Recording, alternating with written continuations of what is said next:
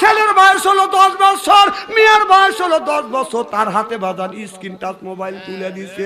তুলে দিয়ে বাবা মসজিদে যা নামাজ পড়ি আল্লাহর কাছে দোয়া করতেছে, রব্বানা জালাল। ছেলের হাতে জাহান্নামের খড়ি তুলে দিয়ে তোর বেবানিয়ার 5 পয়সার দাম নাই, কথা কয় না।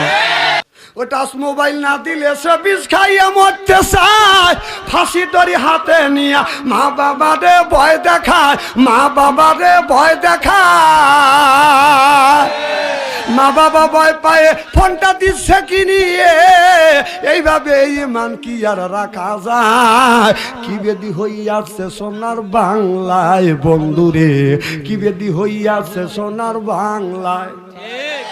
ছেলে আমার খায় না খাবার, কথা কয় না মার সাথে, টাচ মোবাইল না দিলে সে গাল ফুলা বসে থাকে।